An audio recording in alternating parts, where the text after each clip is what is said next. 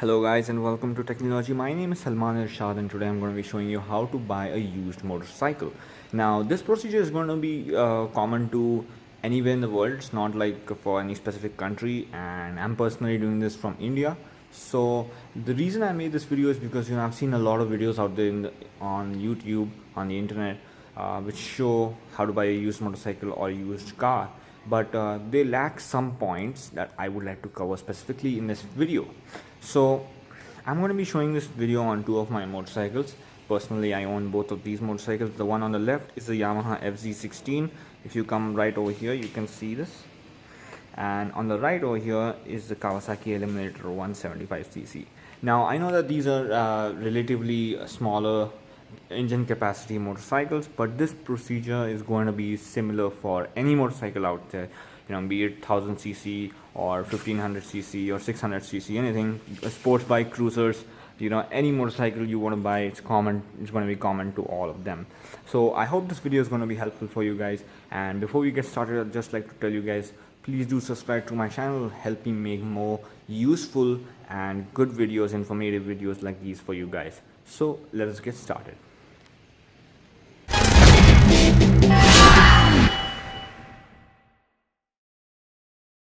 Okay guys, so let us get started now. So first thing first that you're going to need to do while, first thing is that you're going to visit the person's place. Suppose you like a motorcycle. Suppose I've seen this motorcycle on the internet and I like it now, I'm at the place. So first thing you're going to need to do is, I would start off by, first of all looking at the external of the bike. We're going to look at all the plastic parts and the external parts, the cosmetic parts of the bike, including, the front mud flap, and the lights, the tank, and all the other plastic and metallic parts of the bike. So firstly, what you need to check in this is, first of all, you need to check for any scratches or any kind of cracks or anything. In this case, there are only scratches on the mud flap. There are no cracks over here.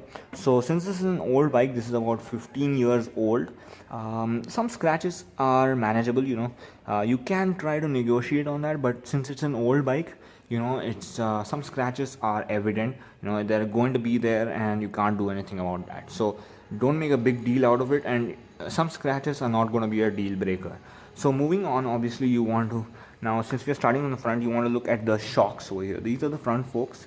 So you want to make sure that there is no oil leaking from here.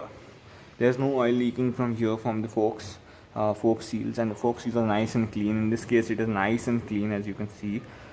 Because I got these fork seals replaced recently, my fork seals was leaking, and you want to make sure that there are no cracks over here on the fork seals, on the top of the fork seals, or anywhere on the fork seals. You want to make sure there are no cracks or dents or anything like that. In case there are, you might have to buy a new fork seal or get that replaced. So in case it is, you can bargain on that front. Next thing, since we are starting in the front, you want to check out the disc brake as well, disc brake and the calipers. So this is very important, because the brakes, bad brakes or bad disc brakes or bad calipers are going to be very, very harmful. It can cause an accident, and so you do ensure that everything's all right. There are no brake fluid leaking from the brake calipers, and just move your hand across the disc brake like this, to check if there are any bends or anything, and there are no cracks. Make sure there are no cracks or any kind of dents on the disc. In this case, it's perfect and the disc looks as good as new, so there is nothing to worry about. Okay, now moving on, the next thing that you want to check is obviously the other cosmetic parts of the bike, the other working and cosmetic parts of the bike, like the headlights, the indicator lamps. The headlight is perfect over here, no scratches or no cracks or anything. The glass looks perfect. There is no, it's not broken or anything. The indicators look perfect too. Everything seems fine. And then, check the side view mirrors, if they're working or not. And the speedometer, in this case it's exposed, so just check for any kind of brakes or anything. Check if the mirror is broken. In this case, the mirror is not broken. There's no problem whatsoever. Everything is working. This bike is hardly run. It's just about 14,000 kilometers, as you can see over here, something around 14,000 kilometers, and everything is perfect.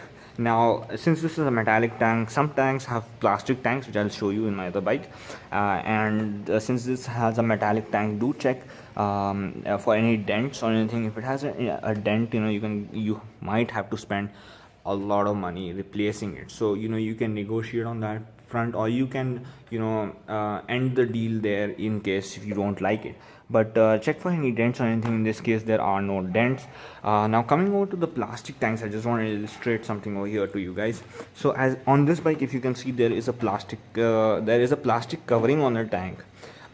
Inside the tank is made of metal, but outside you have this nice plastic covering over here. So sometimes if this plastic covering breaks, make sure that there's no breaks in this plastic covering. It's not broken, or there are no cracks or anything on this. In this case, it looks perfect, and that's it. So the next tip I would like to give you guys is that in case you can't find any in case there are no parts that are broken or scratched, anything like that, and the bike is quite old, try to find parts that have been replaced. So you can ask the seller why they have been replaced and what has happened to the bike in case it has fallen. Some people they repair the bike even though maybe it has met with a really harsh accident, and they have replaced the part. So how to identify, I'm going to show you that. So let's take an example of this tank. You can see over here that this part looks very dull, slightly dull, whereas this part looks nice and glossy and is not as dull as this part. So in this case, it is clearly visible that this part, and I would personally say that this part has been replaced after considerable time. So this part has been replaced fairly recently, maybe a year back or something, and this bike is about 5 years old. So this is noticeable. So you can ask the seller like why this looks new, and if the seller denies it, being replaced, so you can confront him, and then you can say that you can probably break the deal, because maybe the seller is lying to you, and maybe he has replaced more parts and the bike is not as legitimate as it sounds. Now the next thing to make sure is that there is no rust inside the tank. So what you're going to need to do is obviously go inside and take a torchlight. In this case I don't have a torchlight, but just have a torchlight handy with you, and just put it inside and check for any rusts or any kind of rust inside the tank or around the tank over here. In this case there is no rust, the tank is perfect, there's no rust inside the tank. I've already checked it, but do check for that. Carry a flashlight along with you and check that out. Now continuing further, you want to again check for any plastic parts that are damaged. In this case there is no plastic parts that are damaged. There are small scratches and spots, wear spots on the plastic parts, because this bike is quite old. Like I said, it's 15 years old. So small scratches or small dings will not make a big deal, will not be a deal breaker. So everything on the outside of this bike looks perfect. Just check the exhaust as well. Check the exhaust pipe for any kind of breaks or anything. In this case I do not have a cover over here on my exhaust pipe. Just check for small things like that are visible, that you might as well find over here. Whereas apart from the cover missing over here, there's nothing else wrong on the bike. Now after you checked all that, make sure that your tires are perfect. Make sure that the tires are perfect. These tires are new, I've changed them recently. Make sure they have nice grooves on them, and make sure that they haven't reached their make sure that they're not flat. So to check the grooves on the tires, you can see this small indent over here on the tire over here where I'm touching. So if the tire comes to that level, that means the tire is worn out. In this case it's not, because they are relatively new. Both my front and rear tire, let me just show you over here at the back, both these tires are new, and you have a marking over here on the tires which indicate if they are worn or not. So that's how you check them out. So make sure that the tires are not worn, they're not flat, or they're not worn, and they don't have cracks on them. If the tire has a lot of cracks on them, that means that the tire is worn. Even though sometimes what happens is the grooves might be okay, but the tires have a lot of cracks on them. So make sure that they do not have cracks on them. If they have cracks on them, that means the tire needs replacing, and the tire is too old.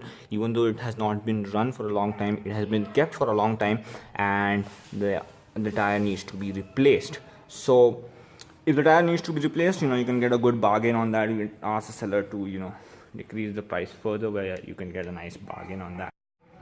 Okay guys, now coming to the next part. Okay, this is the chain and the sprockets. So mostly the front sprocket will not be visible, but you can check the rear sprocket, and you can understand the condition of the front sprocket as well with that, because usually this chain and sprocket are changed as a set. So make sure that the sprocket is good, there is no rust on it.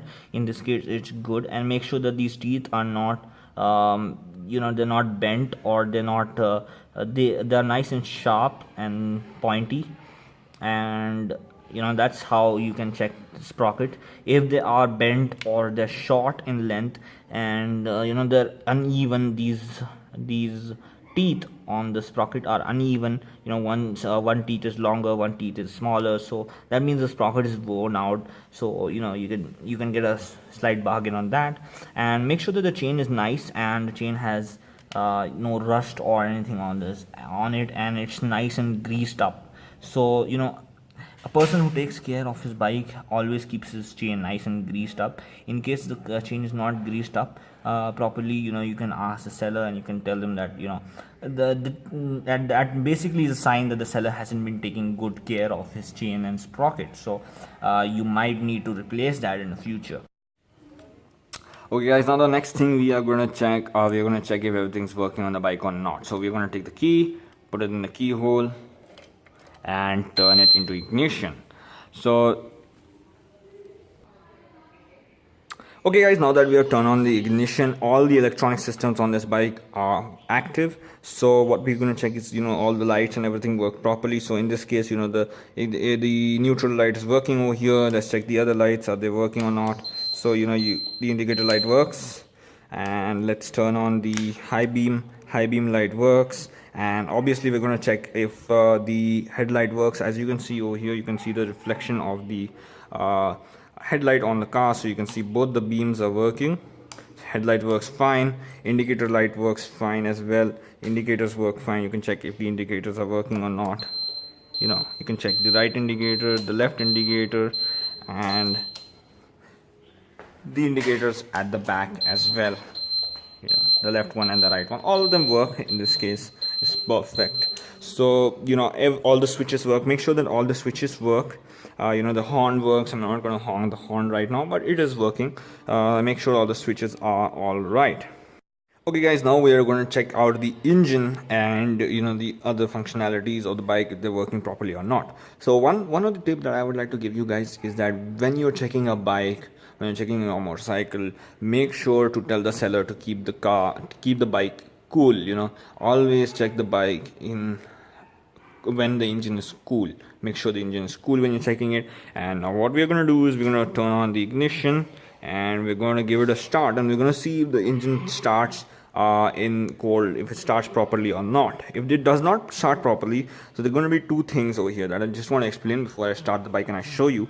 So in case of a carbureted bike, it's not a big issue, because in some cases the tuning could be bad, or the carburetor tuning could be bad. But if the bike is a fuel injected bike, it should cold start properly. If it does not cold start properly, then that means that there is some issue in the starter or the engine or something like that. So you can probably either get a bargain on that, or you can maybe break the deal if you wish to do so. So I'm going to show you that this bike starts perfectly in cold temperature.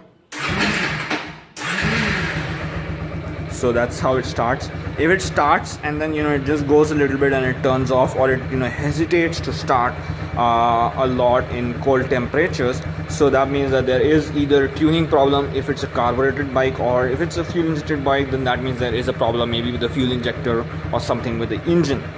So in this case it starts properly. You obviously don't rev the bike when it's cold. But you can take it for a test drive, check if the speedometer is working or not, check if the speedometer is working. In case it's not, it could have maybe a bad speedometer cable, which is not a big deal. Obviously it's not a deal breaker. You can get that replaced for fairly less cost, and make sure the car runs properly, make sure the bike runs properly. Now the next thing that we're going to talk about is the engine, because the engine is the heart of the car, and I'm going to be showing you how to check the engine out now. So firstly, what you're going to need to do is, obviously you're going to now some bikes come with a glass over here to check the oil level, and some bikes come with a dipstick to check the oil level. So we're going to first check the oil level.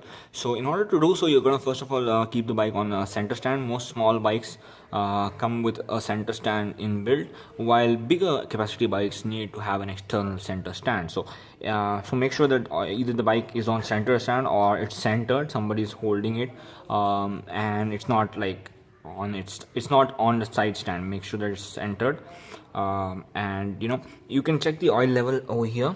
There is a minimum and maximum mark over here, as you can see on this bike. So make sure that the oil is between the minimum and the maximum. Mostly I would suggest that it's good to see the oil be at the maximum, near the maximum. If the oil is below the minimum or very very close to the minimum level, that means that the seller hasn't been taking good care of the bike, and he's not maintaining the bike well. He's not changing the oil at regular intervals, and he's not topping up the oil at regular intervals as well. The other thing that you can also check is you can open the oil filler cap over here.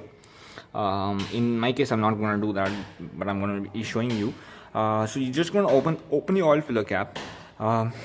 Take some oil on your finger and make sure that it's nice and red. If it's red, that means the oil is good. If it's black, that means the oil is worn out and has not been replaced, and needs replacement, of course. And make sure that the oil is nice and smooth. It shouldn't be rough. It should be nice and smooth and have a nice sticky feeling to it. That's how you're going to make sure that the oil is good. If it's not good, if it's like black and all, that means that the seller hasn't been taking good care, hasn't been maintaining the bike properly, and I would maybe mostly decline the deal over there itself, because the engine hasn't been taken care. And if the engine hasn't been taken good care of, so that means that maybe in the future you might have to spend a lot of bucks fixing the engine, and the engine could get worn out very very soon.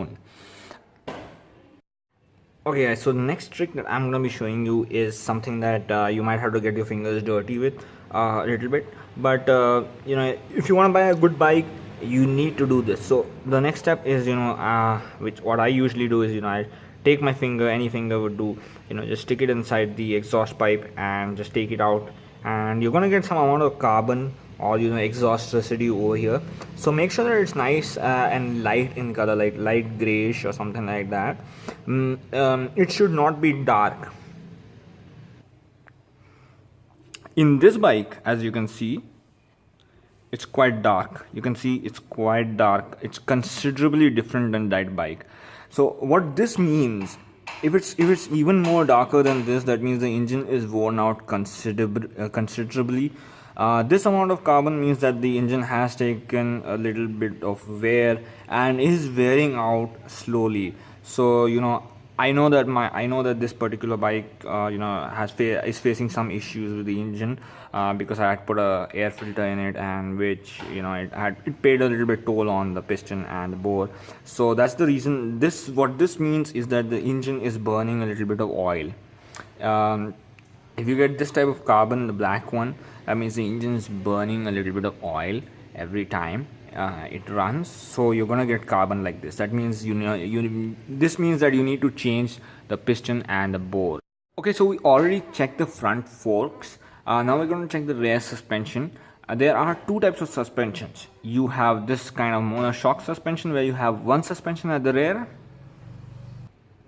and you have the independent suspension, like on this bike, where you have one suspension on the right hand side and one suspension on the left hand side. So what you want to do is you want to push your bike down. I can't do that with one hand, but you want to push it down, and you want to press it. And you want to see that the bike doesn't bounce too much. If it bounces too much, that means the suspension is worn out and you might need to replace it. Okay guys, now if your bike has a digital speedometer like this one, make sure that all the speedometer gauges work. Just turn it on so you can see all the gauges are working, you can see all the lights are working and is in perfect condition. So that is well and good.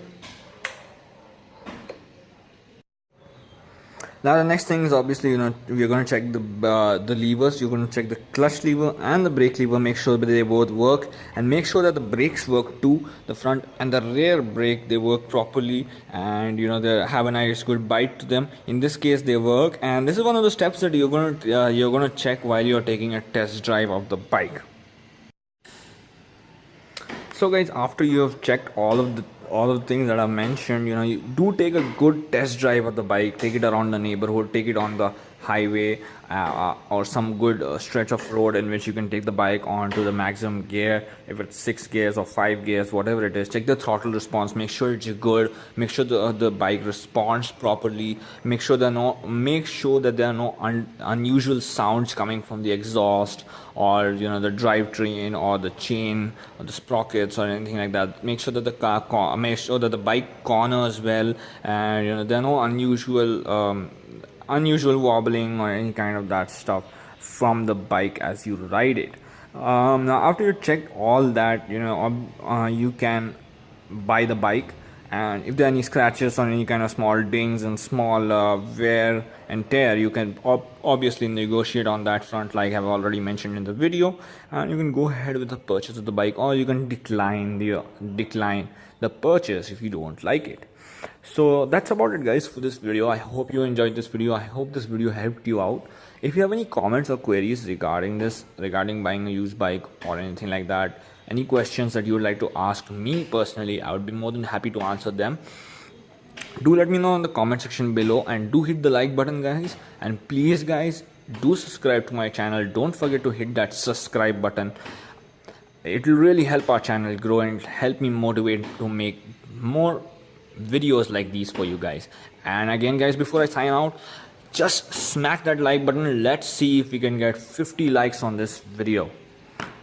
Thank you guys for watching. See you next time on Technology. Peace out.